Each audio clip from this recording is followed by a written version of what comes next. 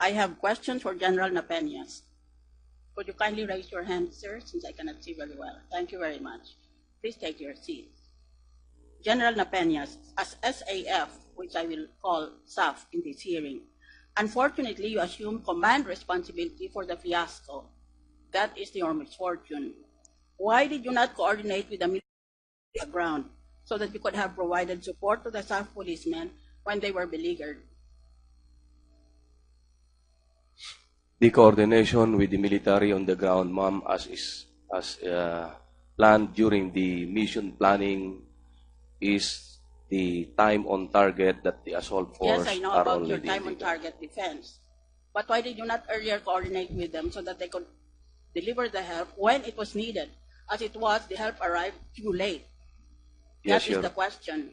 Yes, Your Honor. The very reason is to avoid that the operation would be again compromised because of the previous operations that we did this kind of operations in coordination with the Armed Forces of the Philippines. The operations were aborted or compromised, Your Honor. So the first operations, you cooperated with the AFP and the operations were aborted. So on that reasoning, you said, we will not coordinate with the AFP evermore. Is that correct? Is that going to be the permanent attitude of the PNP? The coordination will be already time on target, Your Honor. Well, you saw already that it failed. According to your logic, in the past, when the two coordinated, there was a failure. Now that you see that there is no coordination, it was a failure, you will still continue, you still intend to say that you will continue on that line of argument? The reason Nag-fail for... na nga eh. Nag-fail kayo noon. Sama-sama kayo, nag-fail kayo. O ngayon, kayo lang na pulis, saka ninyo i-time on target ang mga sundalo. Di nag-fail din. O, ano ngayon ang rason mo? Your Honor, if I may qualify, Yes, of course. the operations in January 25 of April 25, 2014, it was not really a complete failure. It was aborted because of the withdrawal of the mechanized brigade units that are supposed to support us in the operation, Your Honor. Tingnan natin maya-maya. Why did you fail to inform Acting PNP Chief Leonardo Espina about Oplan Exodus? Why did you inform your Director General only by a text message sent by you and only after the operation was already underway? Ngayon lang ako nakarinig ng boss ko, hindi ko sasabihan kung anong nangyayari kung hindi sa kalagitnaan na malapit nang matapos. Yan, sagutin mo. Yes, Your Honor. I informed Police Deputy Director General Espina when the troops are already on the ground on the basis that first the mission as early as April, then in November and in December, it's a continuing mission already, and that authority is delegated on me. The second, that the reason why it's because of the advice then of police. That is I'm not sorry. acceptable. That is not acceptable. 4 years nyo hinabol-habol itong si Usman na ito at si Marwan. Kaya, for you to say, hindi na kailangan kausapin ko ang mga tao kasi nag-usap na kami. Noon pang 4 na taon nang lumipas. Ganun bang ginagawa nyo?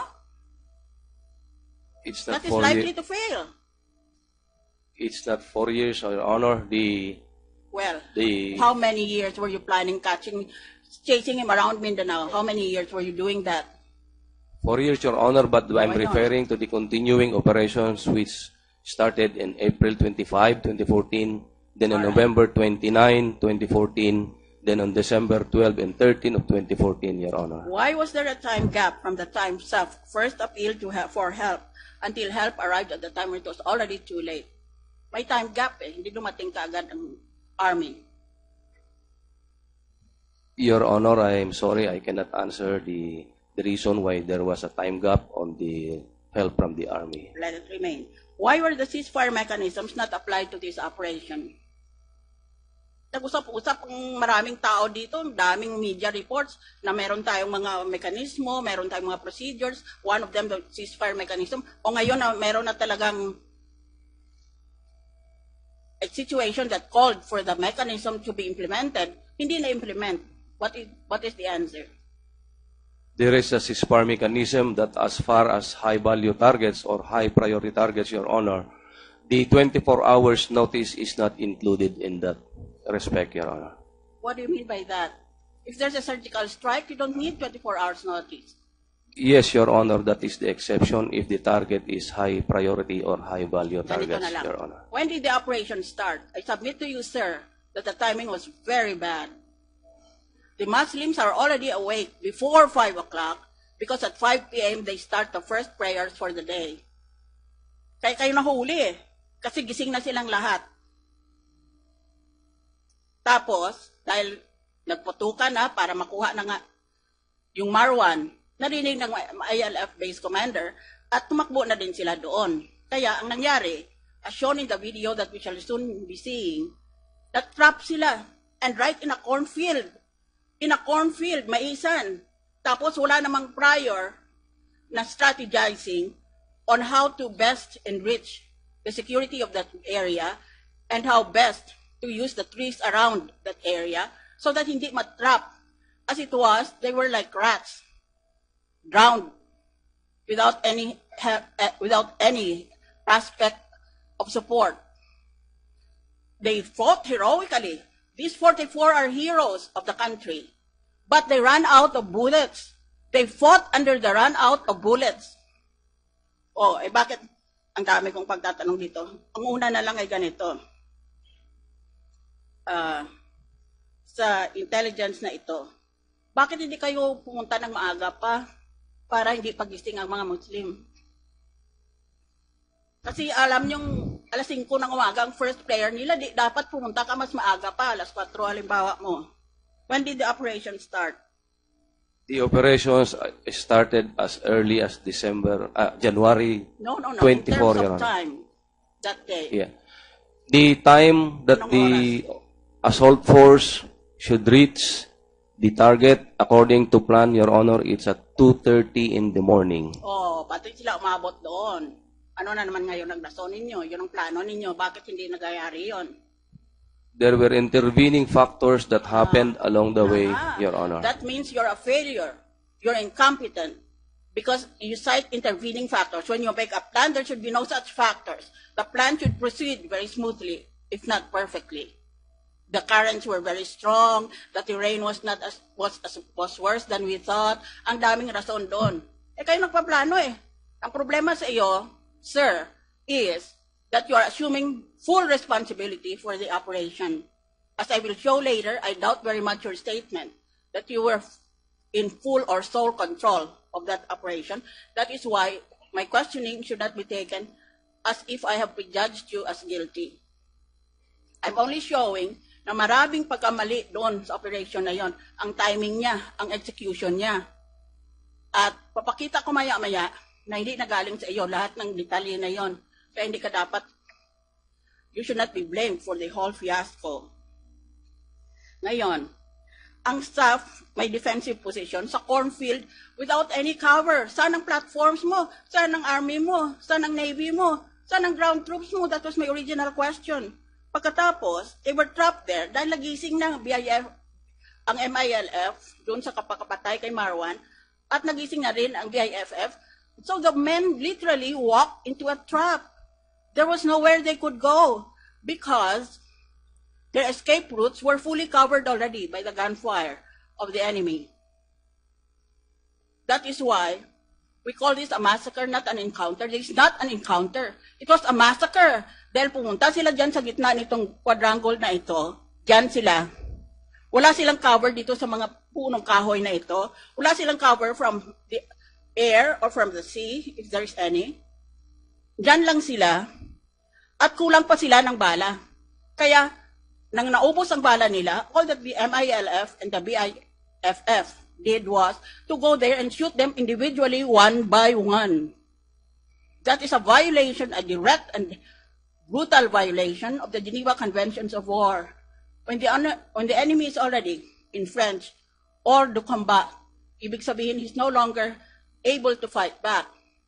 He should not be done any longer harm, but he should be taken as prisoner of war, if necessary, and if that is available. Hindi inisa-isa sila eh. They were just sitting ducks there.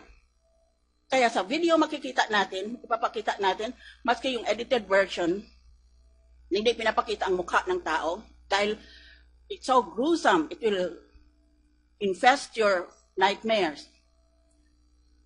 Na tamaan lang sa paa, pinuntahan niya, tapos binaril niya sa ulo twice. Wala siyang pakundangan. That's the people who are going to sign an agreement with the Bangsamoro Basic Law. Pagkatapos, maliban dyan, may dala pa siyang camera, may baril siya, may camera siya. Kayabang-yabang na tao kasi upload niya sa video sa YouTube. Dahil parang trophy niya yan, trophy war niya yan. Ganon ang klaseng kalaban meron tayo. Alright, now, I will go directly to the next question. Reportedly, he went to the headquarters of the 6th Infantry Division and asked for help. But the people were caught by surprise. Nagulat sila. Ang klaseng operation itong may gulatan. Apparently, there were no quick reaction forces. Where were your quick reaction forces? There were no target reference points for delivery of indirect fire. No Air Force strike assets to take off and deliver supporting fires. No armored assets ready to move on pre-planned lanes to support the troops. No forward observers who could have advised the Fire Direction Center to adjust the fires.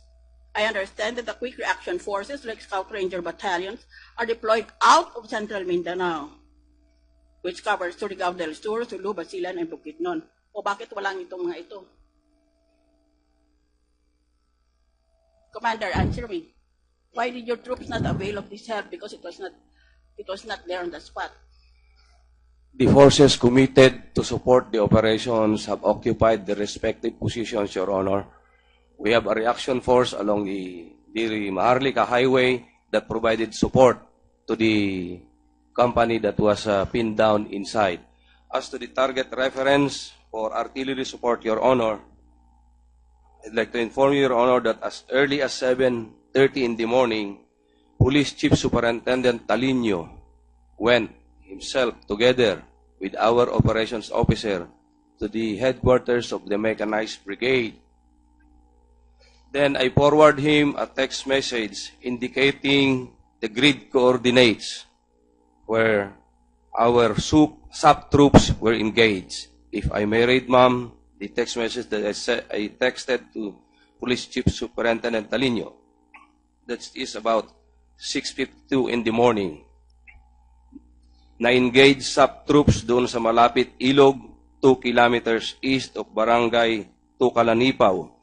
Grid coordinate 67983-65714.